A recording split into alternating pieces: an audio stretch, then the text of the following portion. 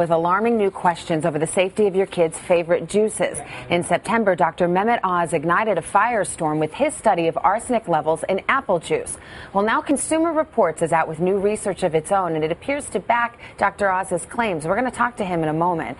But first, NBC's Tom Costello has details this morning. Tom, good morning to you. Hi, Savannah. The magazine tested almost 100 samples of apple and grape juice and found that 10% had total arsenic levels higher than federal drinking water standards for arsenic.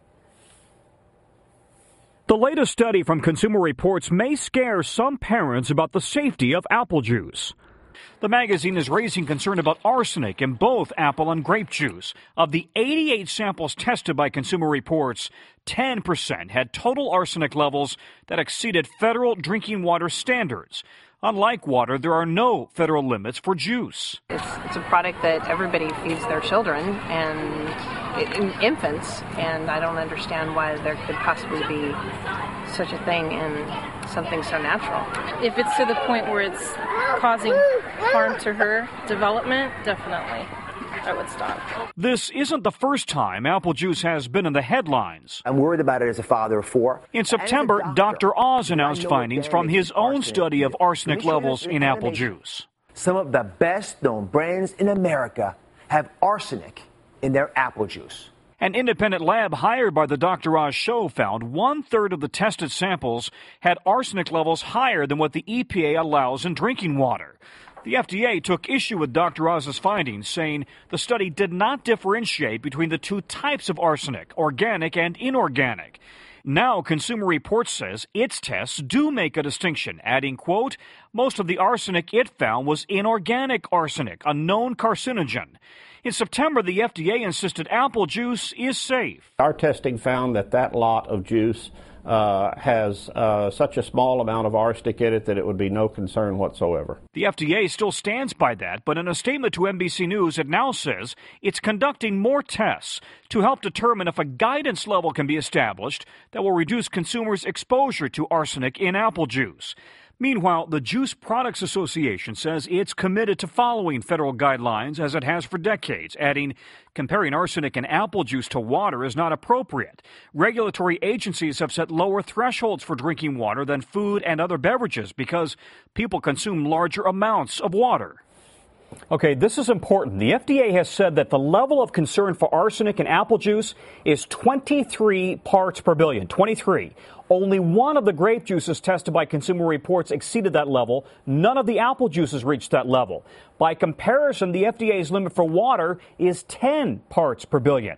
Meanwhile, Consumer Reports does not suggest erasing juice from your child's diet. The American Academy of Pediatrics suggests diluting juice with water and limiting consumption to 4 to 6 ounces per day for children under the age of 6, no more than 8 to 12 ounces for older kids as well. Savannah, back to you. All right, Tom Costello, thank you. We're going to talk to Dr. Oz and a representative from the juice industry in a moment. But first, let's turn to Urvashi Rangan. She's a senior scientist with Consumer Reports. She helped lead this story. Urvashi, good morning to you. Good morning, Savannah. So the top line number seems to be that 10% or so of the juices you tested exceeded the amount or were the same as the amount of what was allowable for drinking water. How serious a threat is this? What is the threat of 2 children from arsenic? Well, what we're talking about here is not about acute health effects. We're talking about chronic health effects. We're talking about cancer risk.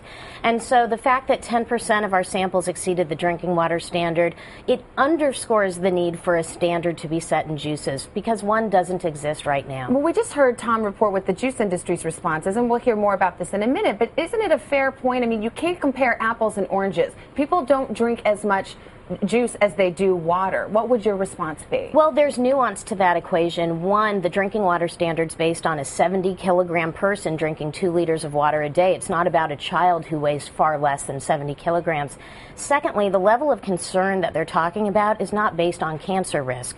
And so we think cancer risk actually needs to be taken into account. That's why our risk is actually much, much lower than 23 parts per billion. As Tom just mentioned, only one of the samples of the 88 you tested actually exceeded what the level of concern is for the FDA. Is the FDA standard not sufficient?